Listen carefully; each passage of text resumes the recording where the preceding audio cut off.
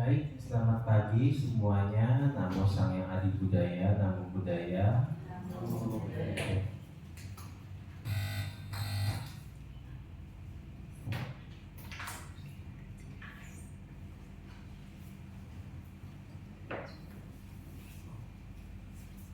Oke, jadi saya langsung ya.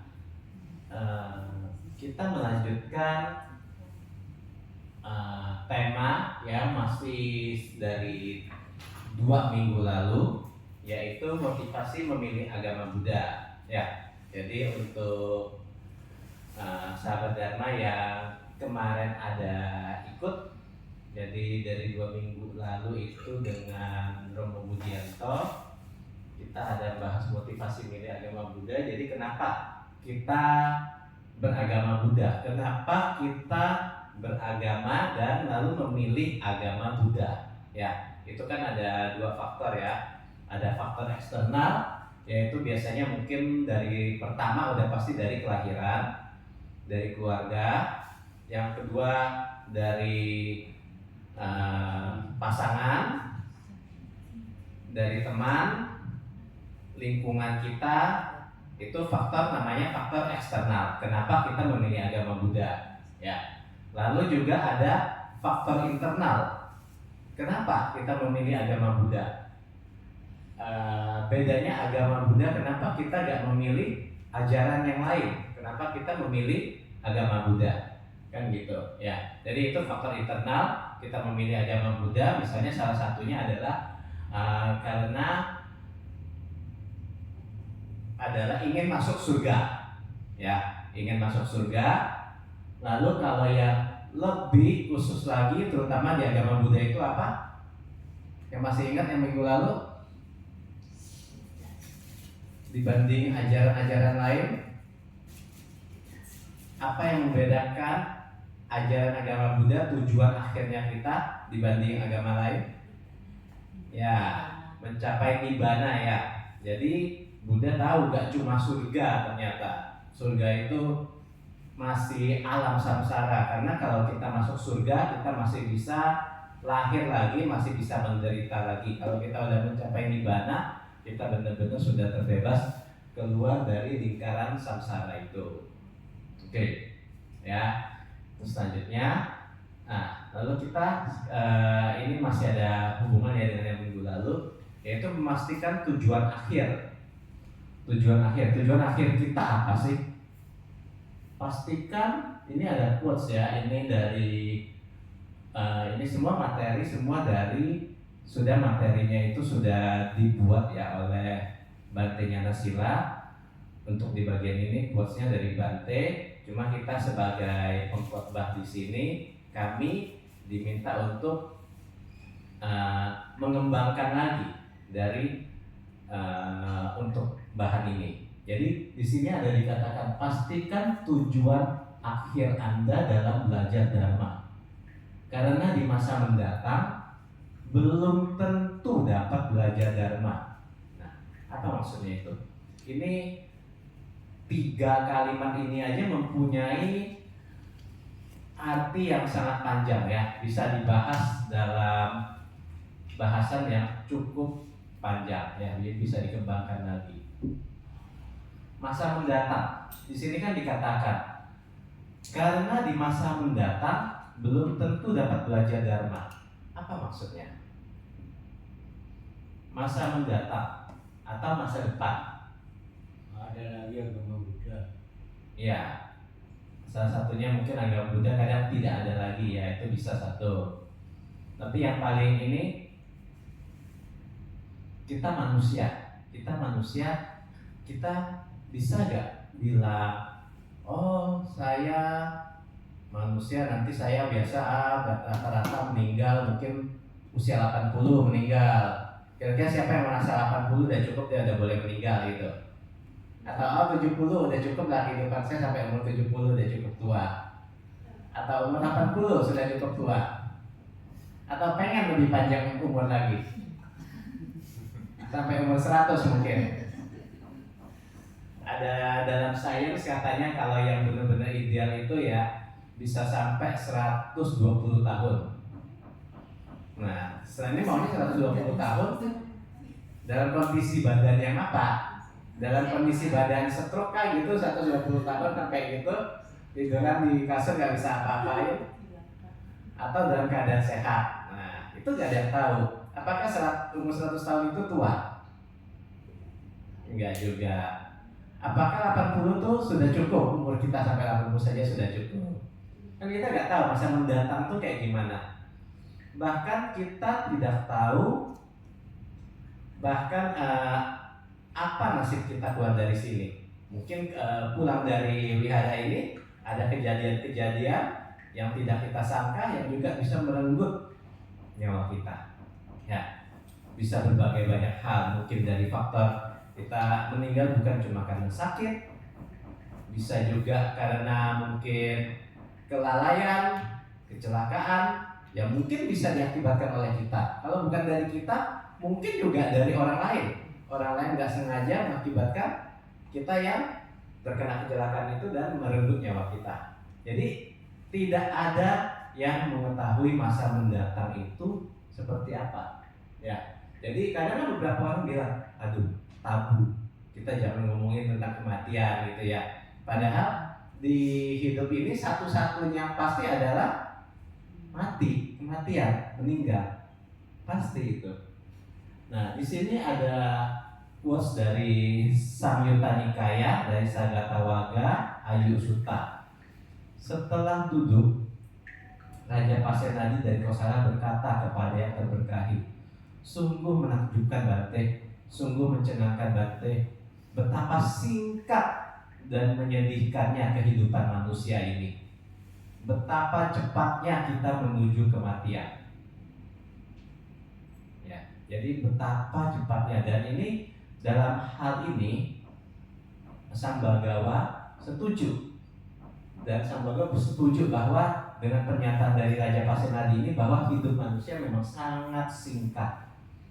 Oleh karena itu, Raja, engkau harus berlatih demikian.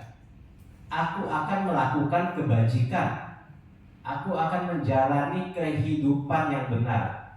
Karena tidak ada yang lahir yang tidak akan mati. Ya, jadi semua makhluk akan mati. Ya, semua makhluk. Dan bahkan itu sebenarnya tidak terbatas kepada makhluk yang hidup saja. Makhluk yang hidup bisa mati. Benda-benda yang berkondisi seperti meja, kaca ini, altar dan sebagainya, itu semua bisa hancur nggak? Bisa, karena waktu. Cuma cepat atau lambat, ya itu nggak ada tahu. Semuanya bisa rusak, bisa hancur.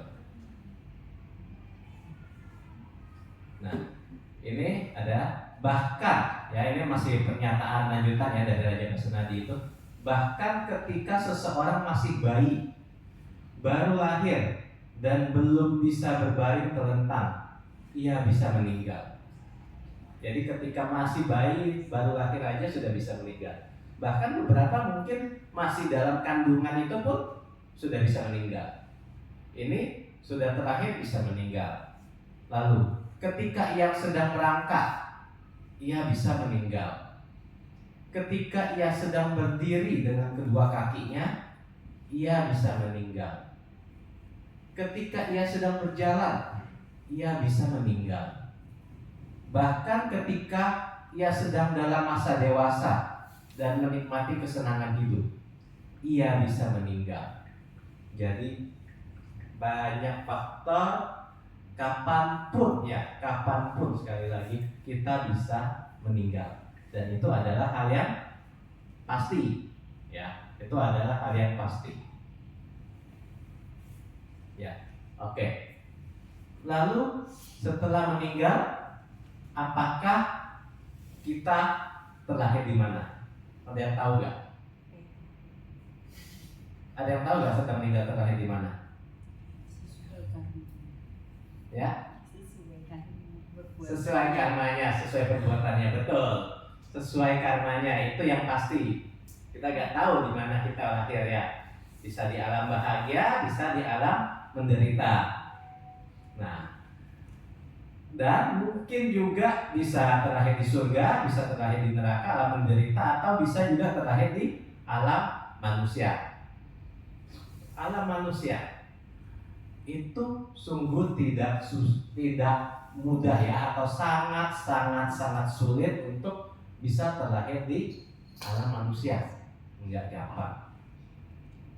Di dalam Samyutta Nikaya Mahawaga di Saca Samyutta Dutiya Cigala Yuga Sutta ya. Di sini ada penjelasan tentang kura-kura buta. Mungkin ada yang pernah dengar tentang ini? Wah, harusnya ini sudah sangat sering dijelaskan ya. Cuma kita rewind sekali lagi, kita lihat sekali lagi penjelasannya.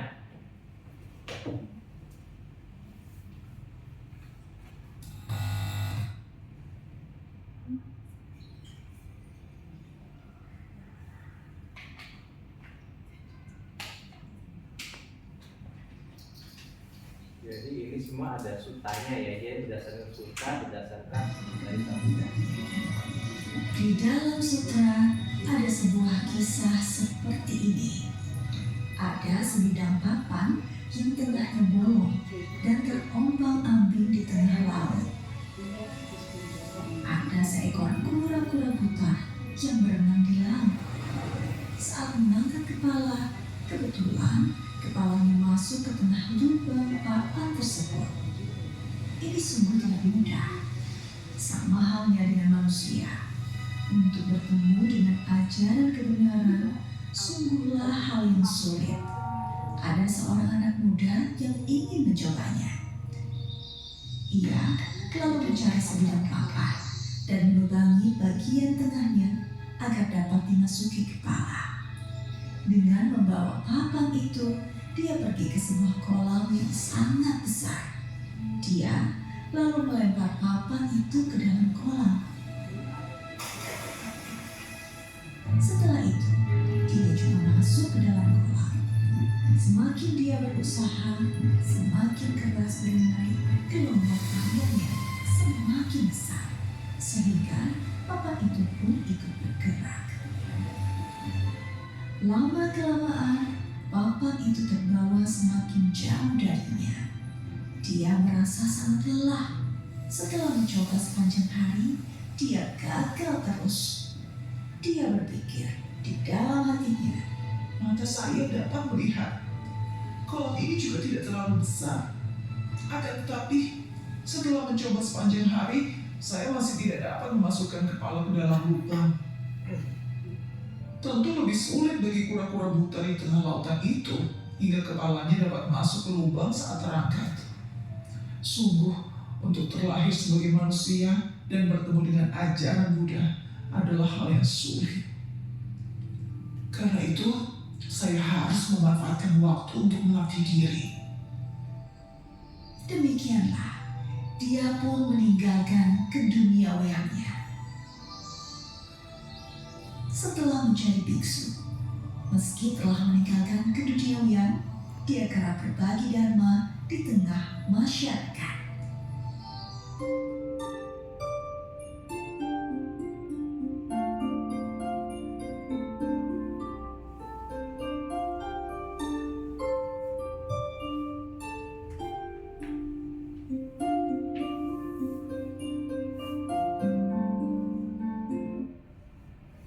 Jadi itu adalah sekilas cerita tentang kura-kura buta. Nah, dalam pemaparan oleh Buddha di dalam sutta ini dijelaskan yaitu ada satu kura-kura yang buta ya. Kita bayangin kura-kuranya ini buta, nggak bisa lihat apa-apa sama sekali.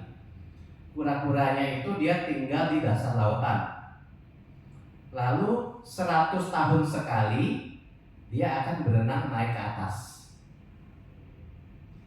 Lalu kebetulan di atas itu ada gelang, ya, ada gelang. Tadi kan diceritakan papan ya, ada gelang. Nah, dia berenang buta dan dia berenang ke atas. Seberapa besar kemungkinan waktu dia berenang ke atas lautan itu kepala kura-kuranya bisa pas masuk ke dalam gelang itu? Seberapa besar kemungkinannya?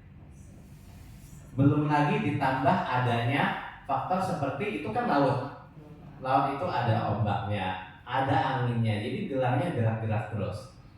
Kemungkinan untuk kura-kuranya bisa masukin kepalanya ke dalam pas naik masuk ke dalam gelang itu kemungkinan sangat kecil. Bahkan kalau kita mau coba, kita mau eksperimen gini deh. Misalnya di sini nanti satu orang ditutup matanya. Terus setelah ditutup matanya kita gantungin satu cincin. Nah, disuruh orang itu masukin jarinya ke dalam cincin itu di dalam ruangan ini. Kira-kira dalam 10 menit kita kasih waktu, mungkin nggak bisa masukin itu jarinya ke dalam cincin itu. Cuma di ruangan sekecil ini, nggak ada angin, nggak ada apa, tapi nggak ada yang boleh kasih tahu di mana posisinya. Mungkin nggak kita bisa masukkan itu? Ya, itulah sangat susah, sangat sulit untuk bisa terlahir kembali sebagai manusia. Dan itu baru satu. Selain terlahir sebagai manusia, belum lagi apakah kita bisa seberuntung sekarang bisa mempelajari berjodoh dengan ajaran Buddha Dharma. Ya, kita sebagai manusia ada beberapa tempat yang mungkin tidak ada ajaran Buddha Dharma. Ya, jadi bisa dibilang teman-teman di sini sangat beruntung ya, bisa terlahir sebagai manusia lalu bisa mempelajari ajaran Buddha Dharma. Cuma selanjutnya adalah bagaimana kita setelah mempelajarinya kita melaksanakannya ya. Jadi kita jangan menyia-nyiakan kesempatan dan waktu yang sangat singkat ini ya. Jadi kita harus memanfaatkan waktu ini dengan sangat baik ya, karena sangat langka dan kita sangat beruntung. Oke, selanjutnya ini ada cerita dari Dewa Duta Sutta Majjhima Nikaya 130, yaitu tentang utusan surgawi. Ini diceritakan pada suatu hari. Jadi ketika murid-murid Buddha lagi berkumpul, mereka lagi diskusi, lalu Buddha datang dan Buddha mau membabarkan Dharma, mengajarkan. Jadi Buddha mempunyai mata dewa. Buddha bilang saya mempunyai mata dewa dan anggap saya seakan-akan saya sedang berdiri di tengah, di kiri kanan sini ada 2 buah rumah. Ada pintunya ya, ada 2 pintu. Di mana di kedua pintu itu banyak orang masuk keluar. Di pintu itu ada banyak orang masuk keluar. Maksudnya apa dari pintu itu masuk keluar? Yaitu Buddha dengan mata dewanya bisa melihat bahwa banyaknya kelahiran kembali ya, orang lalu lalang lahir, meninggal, dan itu dari kelahiran meninggal itu meninggalnya ada yang masuk ke alam bahagia, ada yang ke alam penderitaan. Nah, ini diceritakan ada seorang penjahat. Penjahat ini ditangkap dan dia dibawa ke neraka dan diadili. Dia bertemu dengan Raja Yama. Raja Yama itu sebenarnya dia sudah termasuk dewa ya. Dia dewa tetapi dia yang mengurus alam neraka. Dia seperti hakimnya lah di neraka itu, Raja Yama itu. Nah, Raja Yama itu dia yang sekarang akan mengadili penjahat itu. Kalau misalnya di Buddha Chinese kita kenalnya mungkin Giam Loong gitu ya, Raja Neraka gitu ya. Jadi Raja Yama ini dia bertanya kepada ini kan ada satu orang penjahat. Ini yang penjahat ini dia melukai orang tuanya, terus suka mencuri, suka membunuh dan sebagainya. Nah, Raja Yama ini menegur penjahat itu. Hei, apakah kamu selama hidup sebagai manusia pernah nggak bertemu utusan surgawi? Jadi ada tanda-tanda utusan dari surgawi yang di alam manusia itu. Si penjahat itu bilang, nggak pernah yang mulia, saya nggak pernah bertemu dengan utusan surgawi.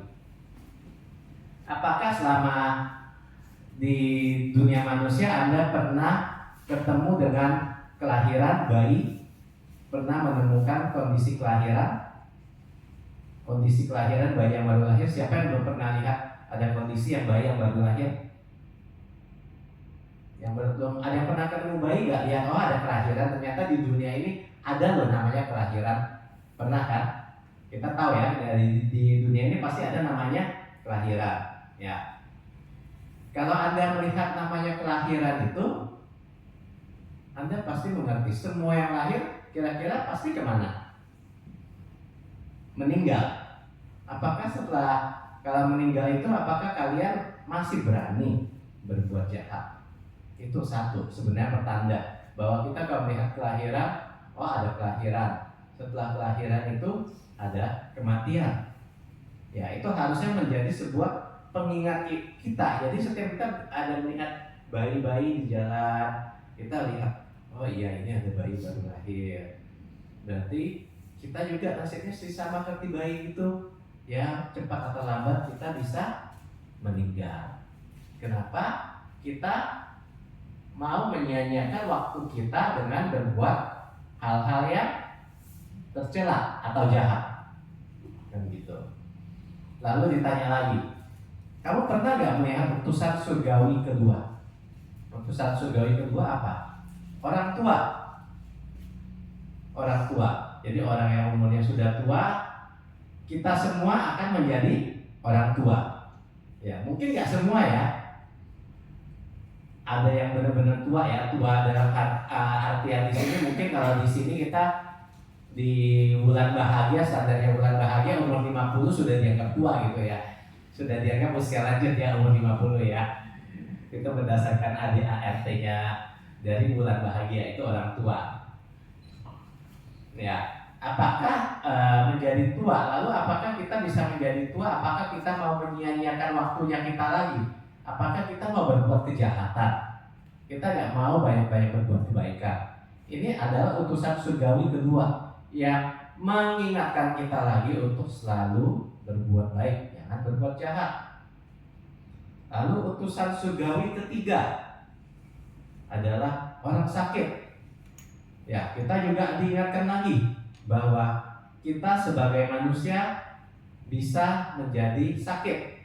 Ya, kalau kita menjadi sakit, kira-kira waktu kita menjadi sakit, apakah kita bisa benar-benar dengan fokus mempelajari Buddha Dharma?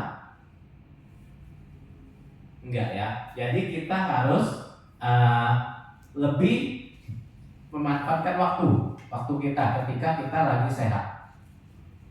Ada lagi utusan surgawi keempat, penjahat yang tertangkap. Kadang kita melihat, oh ada penjahat yang tertangkap. Akhirnya penjahat itu misalnya kita ambil Aceh lah, di Aceh. Kalau kita melihat Aceh itu hukumannya secara langsung. Kalau mencuri atau berzina, apa hukumannya? Dicambuk, benar. Dicambuk di depan umum, ya. Itu kelihatan banget. Apakah kita tidak takut bahwa di alam manusia aja kalau kita tertangkap melakukan kejahatan, kita akan dihukum, akan mengalami penderitaan. Apalagi nanti kalau sesudah kita meninggal, kita juga pasti terkena penderitaan juga. Itu juga sebagai pengingat kita untuk selalu jangan berbuat jahat, ya, banyak-banyak berbuat baik. Lalu yang kelima, utusan surgawi kelima, yaitu orang meninggal. Nah, orang meninggal ini juga sebagai pengingat ya. Kalau kita melihat ada orang meninggal, apalagi yang kadang suka melakukan pelayanan, biasanya ke rumah duka, ikut TMK, kita akan melihat di sana bahwa orang-orang yang meninggal di sana tidak selalu umurnya mungkin di atas 60, di atas 70, ya kan? Umurnya bervariasi. Ada yang masih muda, ada yang sedang, ada yang sudah tua, itu bervariasi. Ya, ini utusan surgawi kelima ini juga salah satu pengingat untuk saya, terutama saya pribadi. Kemarin di bulan Februari itu kebetulan tante saya meninggal, ya itu beliau umur 78, ya 77 78 antara umur segitu, ya. Dan ya kami sekeluarga juga cukup sedih, walaupun ada sebagian orang yang melayang, mereka bilang, oh sudah cukup bagus, ini sudah umur 70-72 gitu ya, sudah 70-an, sudah 80, oh, sudah cukup lah ya, sudah sebagai manusia sudah oke. Tapi kita nggak bisa bilang. Dan ternyata beberapa bulan kemudian, kemarin kita baru ini ada teman kita juga, yaitu almarhum Bapak Halim Sengtong, ya Romo Sengtong, itu juga beliau meninggal juga di umur 50, ya umur 50. Kita tidak bisa menduga, kita tidak bisa mengatakan oh 70 sudah cukup. Oh ternyata ada yang 50. Dan ada juga saya kenal, ada umat juga dulu di PBD, ya yang beliau punya anak 2 kali, dan anaknya dua-duanya itu tidak lewat dari 5 tahun. Jadi dia 2 kali beliau mengalami hal yang sama, yaitu di mana anaknya itu balita tidak lewat 5 tahun sudah meninggal. Jadi kita tidak bisa bilang jadi umur berapa. Jadi utusan surgawi kelima ini, yaitu orang meninggal, ini juga sebagai pengingat untuk kita, untuk selalu kita melaksanakan pelatihan dharma, ya, belajar dan melaksanakan ajaran Sang Buddha, ya bukan cuma pelajari. Salah satu pelaksanaannya mungkin seperti meditasi, ya retreat meditasi itu yang paling bisa dilaksanakan ya. Selain juga mungkin seperti puja juga bisa, dan melaksanakan hal-hal yang Buddha anjurkan. Ya, jadi ada kelima ini. Jadi ingat baik-baik ya. Ketika kita melihat ada kelahiran, ada orang tua, orang sakit, penjahat yang tertangkap, orang meninggal, itu sudah jadi alarm untuk kita untuk selalu mengingatkan bahwa kita harus selalu berbuat baik, ya, jangan berbuat jahat. Ya, ini kan kita masih ngomongin tentang neraka nih. Jadi di dalam sutanya ini setelah dijelaskan itu, penjahatnya itu dihukum, ya, penjahatnya dihukum, disiksa di neraka itu, ya. Jadi ini fun facts aja ya, untuk teman-teman tahu. Dan ya dalam cerita Buddhis itu, dalam sutta itu, Buddha menjelaskan bahwa memang ini ada salah satu beberapa jenis-jenis hukuman yang ada di neraka, siksaan. Ditusuk dengan 5 tusukan, yaitu ditusuk, tangannya ditusuk, kedua tangannya, kedua kakinya ditusuk, lalu perutnya juga ditusuk. Namun karena ini neraka, bukan manusia, setelah ditusuk kita bisa merasakan kesakitan, tapi gak mati. Jadi gak mati. Habis itu ditusuk lagi, jadi bisa merasakan sakitnya itu berulang-ulang sakit terus. Ya, itu salah satu siksaannya. Yang kedua, dikuliti dengan kapak. Jadi kulitnya kita itu dikuliti. Bisa bayangkan nggak berapa sakitnya? Ya. Lalu ada juga siksaan yang digantung terbalik, dikuliti dengan pengukir kayu. Pengukir kayu saya nggak tahu, mungkin yang biasa orang buat seret-seret dan buat halusin kayu itu kali ya, pahat itu ya. Ya. Jadi terus lalu ada siksaan ditarik oleh kereta di atas tanah yang terbakar. Jadi tangan dan kakinya diikat lalu ditarik, lalu di bawahnya itu tanah yang panas yang terbakar oleh api. Lalu ada juga siksa memanjat gundukan bara api. Jadi kita suruh memanjat, kayak ada gunung, ini kita memanjat itu bara api semua sangat panas. Tetapi ingat, ini neraka, di mana kalau kita manusia kena gini sekali, habis itu mati ya sudah. Habis itu nggak merasakan lagi kan sakitnya kan. Tetapi kalau di neraka berbeda, di neraka ini kita tidak bisa mati. Jadi kita akan mengulangi itu dan merasakan sakitnya lagi. Jadi sakitnya itu berulang. Lalu ada juga digantung terbalik dan dicelupkan ke dalam logam cair panas, dikurung dalam ruangan tertutup yang panas pada 6 sisinya. Jadi semua sisinya panas, atas bawah semua, keempat sisinya semua enamnya panas semua. Lalu berlari setelah kita dikurung di dalam ruangan itu, kita akan melihat ada pintu yang terbuka. Kita pasti mau lari dong keluar dari ruangan itu kan. Namun ketika kita ada harapan mau berlari keluar ruangan yang terbuka itu, ya pintu yang terbuka, tiba-tiba pintunya tertutup lagi. Kira-kira jadi sedih lagi nggak? Jadi menderita lagi nggak? Kan begitu ya. Di PHP ceritanya. Lalu ada neraka kotoran. Di sana kita akan dibor, ditusuk oleh monster, dibor sampai ke tulang-tulangnya kita semua. Jangankan dibor ya, kita mungkin kalau yang nggak biasa dengan donor darah atau tes darah di rumah sakit aja, dengan jarum sekecil aja kita sudah merasakan kesakitan yang amat sangat ya. Apalagi ini dibor hingga masuk ke tulang-tulangnya kita. Lalu ada neraka bara panas. Ini kebanyakan nerakanya rata-rata pasti panas ya. Saya lihat di agama ajaran lain juga neraka itu rata-rata panas ya memang ya, disimbolkan dengan panas. Lalu ini ada hutan pepohonan Simbali, di mana itu ada pohon berduri. Jadi kita disuruh memanjat ke atas pohon, di mana seluruh pohonnya itu isinya duri. Ya, kita memanjat ke atas, setelah manjat ke atas kita turun, disuruh manjat lagi, jadi ketusuk duri terus. Lalu ada hutan daun pedang, di mana di hutan ini hutannya banyak daun tanamannya dan daun-daunnya itu sangat-sangat tajam. Jadi setiap kita melewati hutan itu kita akan terpotong. Lalu ada juga sungai besar berair tajam membakar. Lalu ketika setelah semua siksaan itu kita ditanya, lapar? Apakah kamu lapar? Oh iya, lapar ya. Oke. Lalu mulutnya dibuka, dikasih makan apa? Bola besi yang panas. Demikian juga ditanya, oh kamu haus? Oke, haus. Dikasih minum logam cair yang panas membara. Ya, itu kira-kira sekilas beberapa hukuman di neraka ya.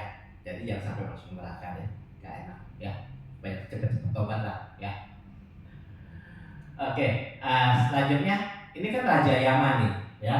Pernah Raja Yama berpikir, mereka yang di dunia melakukan perbuatan-perbuatan tidak bermanfaat sungguh akan mengalami berbagai jenis siksaan yang dijatuhkan pada mereka. Ya, jadi rajanya itu sendiri pun tanya kasihan pada orang-orang yang sudah berbuat jahat, lalu akan merasakan siksaan nantinya di neraka. Dan ini aspirasinya Raja Yama apa? Oh, semoga aku terlahir kembali menjadi manusia. Semoga seorang Tathagata yang sempurna dan tercerahkan sempurna muncul di dunia. Semoga aku dapat melayani Sang Bagawa itu. Semoga Sang Bagawa mengajarkan Dharma kepadaku. Dan semoga aku memahami Dharma Sang Bagawa itu. Maksudnya apa? Jadi sebagai seorang raja, ya Raja Yama ini kan raja dia. Bahkan boleh dikatakan tarafnya itu dia sebenarnya ada dewa. Cuma dia dewa yang mengatur neraka. Nah, dewa yang mengatur neraka sebagai seorang dewa aja dia berpikir dia pengen jadi manusia lagi dewa ini. Kenapa dewa sudah namanya dewa atau sudah hidupnya enak, kenapa mau lahir jadi manusia? Ya, kenapa dewa itu mau jadi manusia? Kenapa?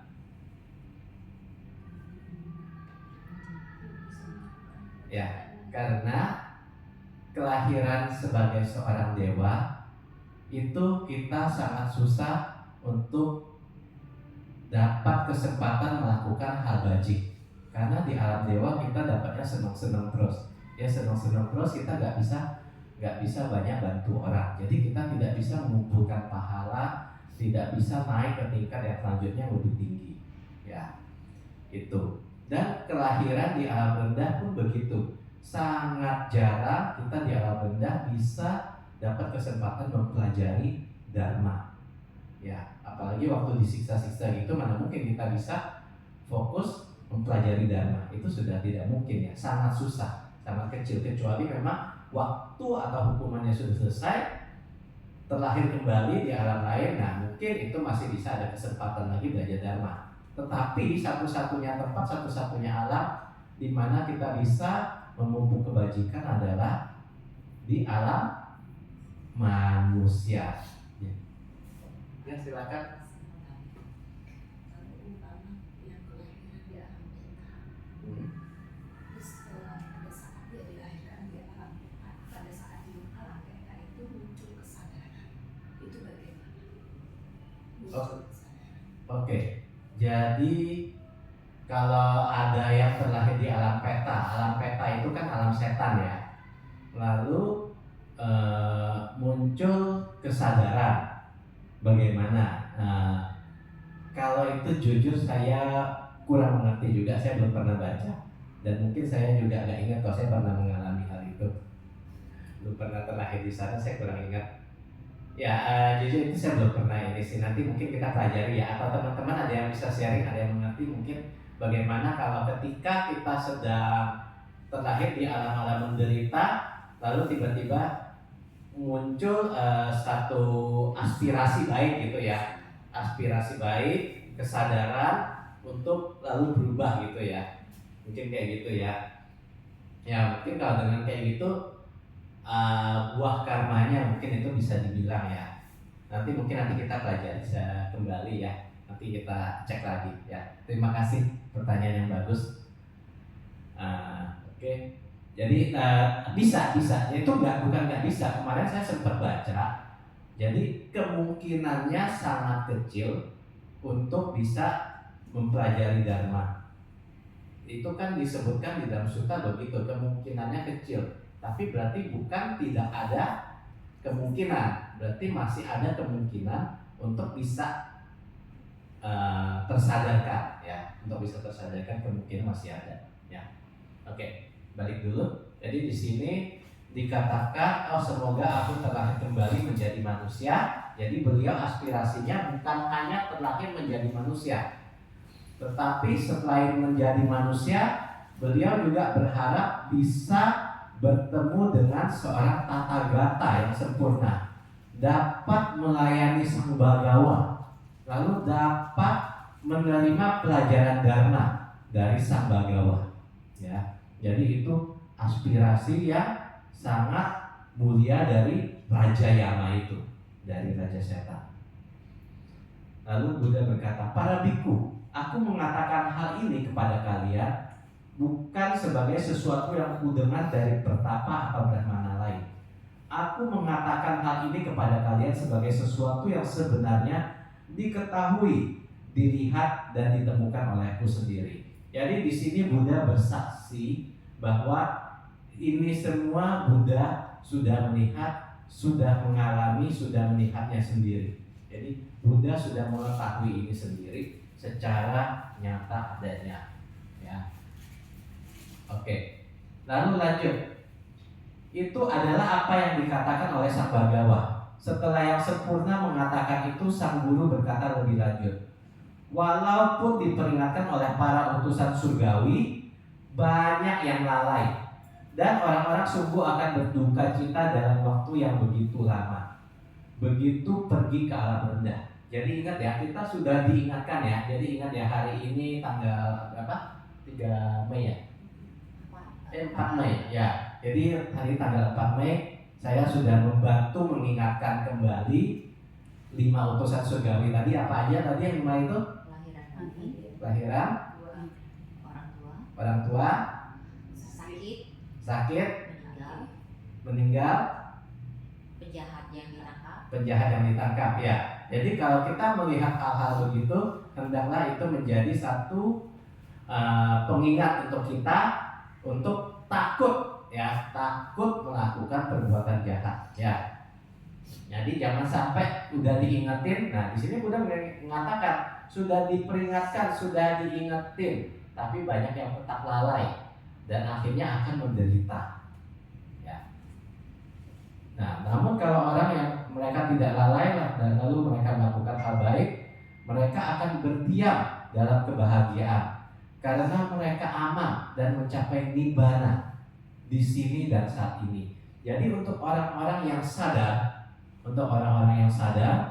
mereka melakukan perbuatan baik, sadar akan mencapai nibbana di sini dan saat ini. Jadi mencapai nibbana bukan hanya ketika sudah meninggal kita mencapai nibbana, enggak. Tetapi dalam kondisi manusia ini kita pun bisa mencapai nibbana. Ya, nibbana dalam arti ini salah satunya adalah bahasa kasarnya itu bisa mencapai kebahagiaan di dalam kehidupan ini sebagai manusia. Ya, mereka melampaui segala ketakutan dan kebencian. Mereka telah membebaskan diri dari segala penderitaan. Ya, ini adalah diperingatinnya, sudah diperingatin loh ya. Oke, dalam hal ini kan kita membicarakan tentang aspirasi. Ini ada aspirasi juga yang sangat bagus dari seorang Bante, seorang biku pada zaman Buddha. Ya, namanya punya Manta Niputatera. Setelah mencapai kedamaian, aku berkelana untuk membimbing mereka yang tersesat. Aspirasiku adalah untuk membagikan dharma agar banyak makhluk mencapai kebebasan. Jadi di sini punya Manta Niputatera ini punya aspirasi yang lebih luas lagi, yaitu bukan hanya mencapai nibbana, tetapi adalah untuk membagikan dharma agar banyak makhluk mencapai kebebasan. Ya, jadi ini beliau ingin membantu banyak orang, ya, bukan cuma untuk diri sendiri. Ini juga ada yang bagus, ada contoh-contoh aspirasinya dari Patacara Teri. Oh, betapa besar penderitaan yang telah kualami, kehilangan anak, suami, dan keluarga. Kini aspirasiku hanyalah satu, untuk meninggalkan dunia yang penuh duka ini. Ini adalah tentang seorang wanita yang dia kehilangan anak, suami, dan keluarganya. Mungkin ada yang pernah dengar cerita ini ya? Pernah? Oke, ada yang belum pernah dengar gak? Mau dengar gak? Oke, singkat aja ya. Jadi Patacara ini dia waktu itu punya satu keluarga. Dia ada suami dan ada 3 anak. Jadi ada 3 anak. Nah, 3 anak lalu karena ada suatu bencana suaminya meninggal. Si Patacara ini dia suaminya pergi mencari nafkah atau apa, lo nggak pulang-pulang dan kakak sudah meninggal, jadi dia ingin mencari suaminya. Lalu ketika itu terjadi dia mau melewati sungai yang sangat deras ini, dia nggak bisa bawa 2 anak sekaligus. Nah, dia bawa 1 anak mau nyebrang dulu. Pas 1 anak itu ditinggal, anak yang 1 itu ternyata dibawa sama burung elang atau apa itu? Iya, enggak, yang 1 yang dia pegang, dia bawa, yang 1 kan dia pegang bawa di arus itu, yang ditinggal ini dibawa sama burung elang. Lalu ketika dia lihat ini yang burung elang, dia buru-buru mau balik nyelamatin, yang satunya ini terbawa arus. Akhirnya keluarganya semuanya akhirnya meninggal dan beliau menjadi gila. Ya, boleh dibilang beliau menjadi gila. Bayangin dalam waktu singkat kehilangan suami, kehilangan anak-anaknya. Lalu beliau mendengar cerita, katanya ada seorang yang telah mencapai kebuddhaan sangat sakti. Beliau bisa apa saja, ya. Lalu beliau mencari Buddha. Setelah mencari Buddha mengatakan, coba kamu ambil lada. Kamu minta lada, bubuk lada itu ya. Kamu cari bubuk lada. Tapi kamu harus minta ke keluarga atau orang yang dimana orang tersebut tidak pernah mengalami musibah kematian. Kira-kira ada gak keluarga yang dimana keluarga tersebut tidak pernah ada kejadian kematian? di keluarga tersebut? Ada nggak? Nggak mungkin, karena memang kematian itu sudah pasti ada. Ya, kematian itu sudah pasti. Jadi akhirnya beliau, kata cara Terry ini akhirnya tersadarkan dan akhirnya beliau bisa melepas kemelekatannya itu dan akhirnya menjadi bikuni dan mencapai arahat, ya begitu. Ya, ini juga ada juga nih. Meskipun aku lemah dan tua, semangatku untuk dharma tetap membara. Aspirasiku adalah untuk hidup sesuai ajaran dan mencapai akhir dari lingkaran kelahiran kembali. Jadi untuk teman-teman di sini mungkin yang merasa, oh saya sudah lemah, sudah tua, ya. Untuk yang merasa ya, kalau saya sih masih muda sih, dalam hati masih muda, ya, masih 17. Meskipun aku lemah dan tua, semangatku untuk dharma tetap membara. Aspirasiku untuk hidup sesuai ajaran dan mencapai akhir dari lingkaran kelahiran kembali. Nah, ini teman-teman juga boleh jadikan ini aspirasi ya. Aspirasi ngerti kan ya? Aspirasi itu goal, keinginan, apa sih yang kita inginkan gitu ya. Aspirasi itu biasanya sesuatu yang baik, ya, yang positif. Ya, ini aspirasi. Ini ada di Buddha Wamsa Khuddaka Nikaya, yaitu aspirasi Sumedha untuk mencapai kebuddhaan. Kira-kira masih ingat gak Sumedha ini siapa? Ini pernah saya bawakan tentang Sumedha dulu, cuma udah lama. Mungkin kalau nggak salah sekitar itu pas momen tahun baru. Pas momen tahun baru saya ingat banget waktu itu Cik Agus yang jadi pemimpin kebaktiannya waktu itu. Ada yang ingat Sumedha itu siapa? Pertapa Sumedha? Sebelum menjadi Betul sekali ya. Jadi Brahmana Pertapa Sumedha ini adalah Pangeran Siddhartha atau Buddha Gotama. Jadi kelahirannya Buddha Gotama sebelum menjadi Buddha. Jadi kelahiran masa lalu di mana beliau bertekad beraspirasi menjadi Buddha. Ya, jadi Sumedha ini adalah, kita singkat aja ya. Kalau kita mau ceritain panjang bisa panjang juga ini. Tapi kita singkat aja. Jadi Sumedha ini adalah lahir dari keluarga Brahmana. Di India itu Brahmana kan sebagai Brahmana itu seperti pandita gitu loh ya. Pandita di mana ayahnya pandita, ibunya juga pandita. Dan mereka pandita, tapi mereka juga mempunyai harta yang sangat banyak.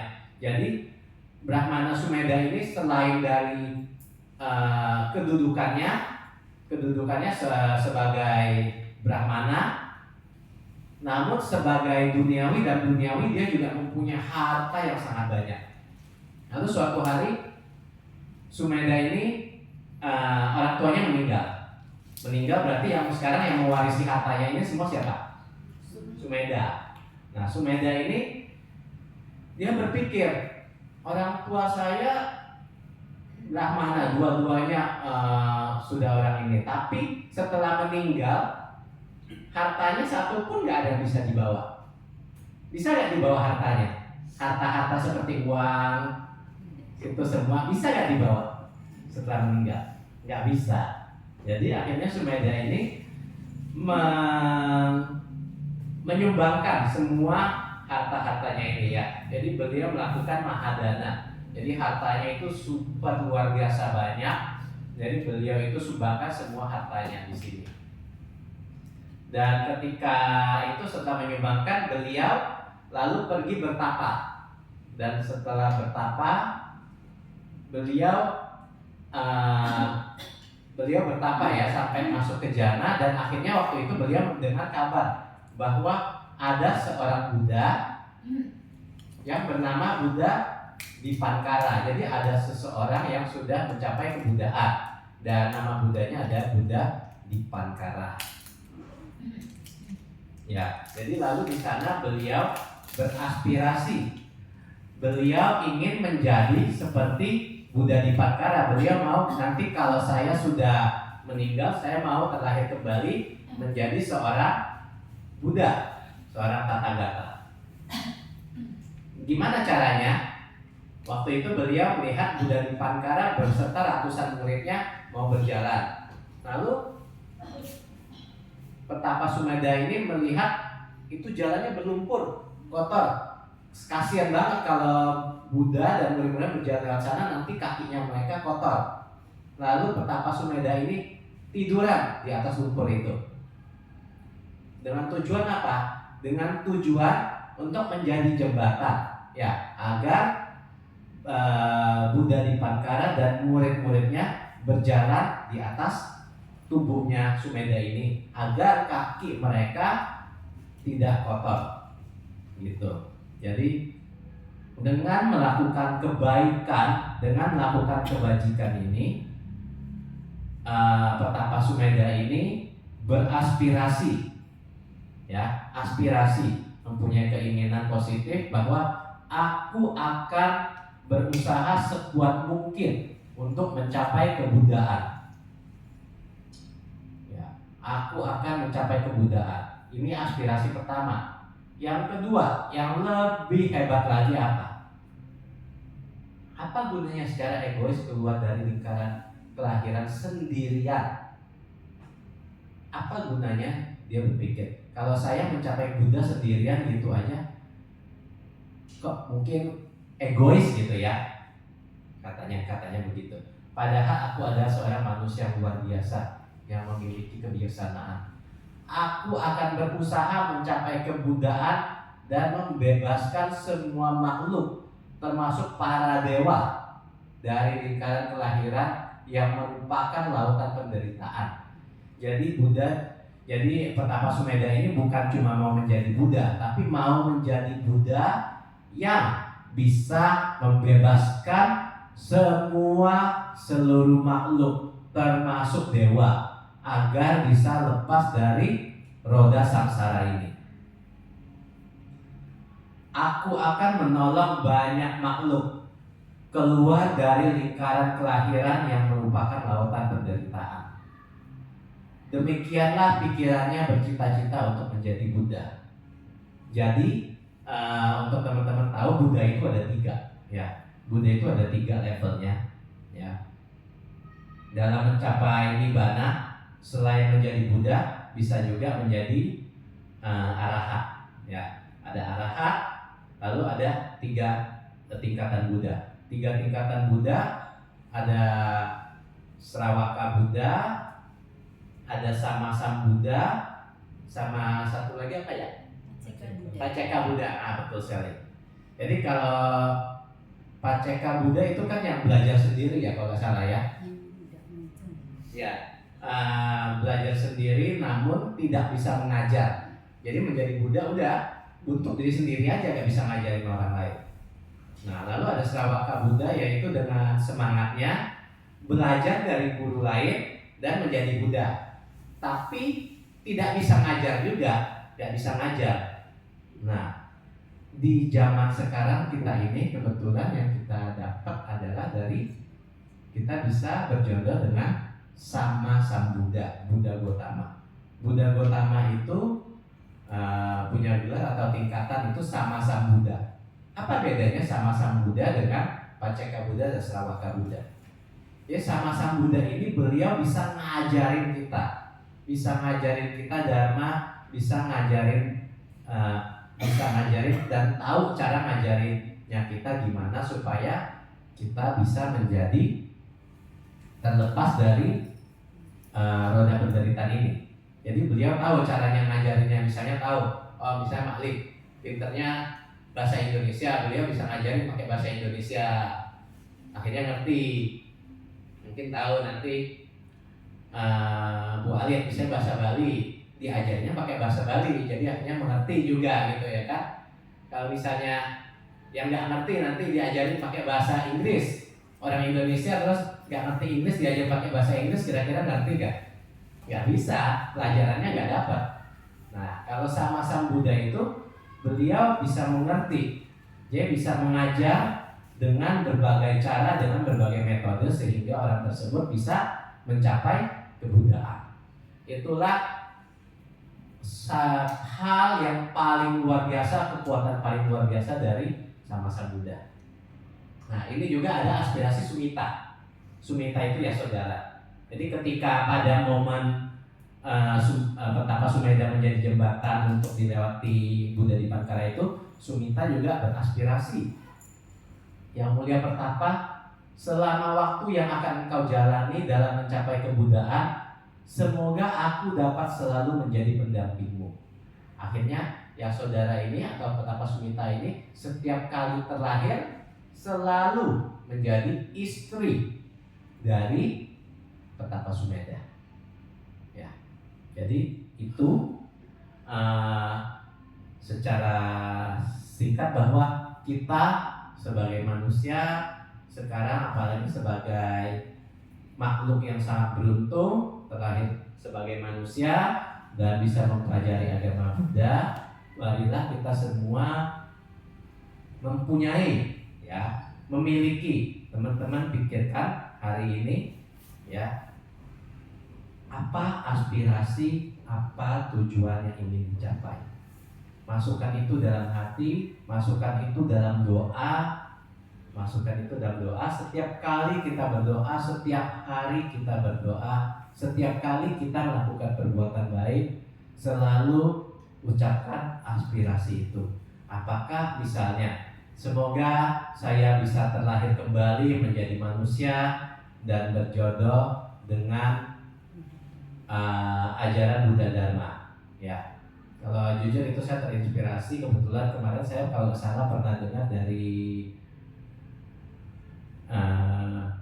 Ibu Agnes ya, pernah mengatakan aspirasi begitu. Itu saya pernah dengar, itu saya sangat mengingatnya sampai sekarang itu. Jadi itu salah satu aspirasinya, yaitu begitu, bahwa semoga bisa terlahir kembali di alam manusia dan bisa berjodoh, belajar dan melaksanakan Buddha Dharma. Ya, atau kalau memang lebih ini lagi, yaitu bisa merealisasikan nibbana, ya, bisa mencapai nibbana. Mungkin itu kira-kira sharing dari saya hari ini. Mungkin ada yang mau menambahkan, silakan. Ada yang mau bertanya, silakan. Kita sharing di sini.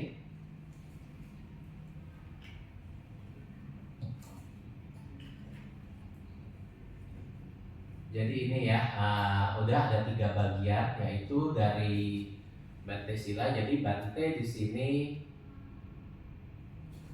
sini mengharapkan kita, jadi Bante di sini punya sistem ya. Bante Sila punya sistem bahwa diharapkan kita semua bisa belajar. Itu kita belajar ya, seperti di sekolah, belajar itu dari dasar ya.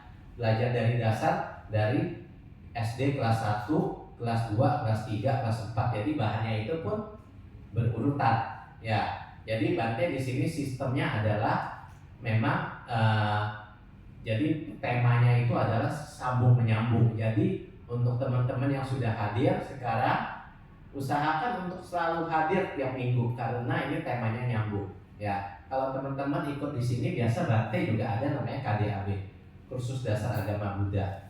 Kursus dasar agama Buddha itu biasanya dalam 1 bulan diselesaikan ya, seminggu bisa berapa kali. Jadi khusus membahas hal-hal dasar ini ya. Cuma ini kita masukkan dalam mingguan ya, Dharma Desana mingguan di wihara. Jadi ini bahannya nyambung semua ya. Jadi mohon diikuti.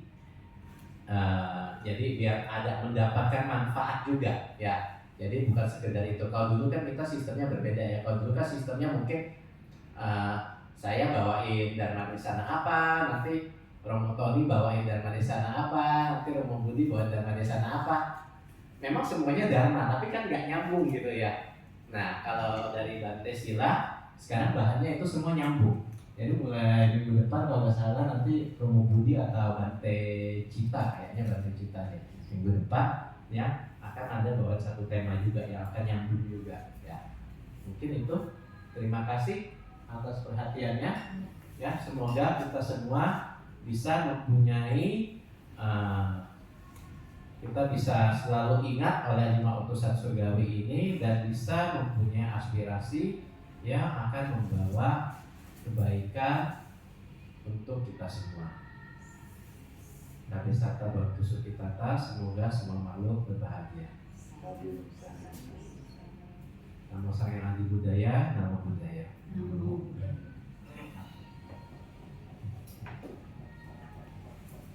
Anumodana atas khotbah dhamma yang disampaikan oleh Upasaka Anupandita dan Mita Kumara Sumadi Chandra.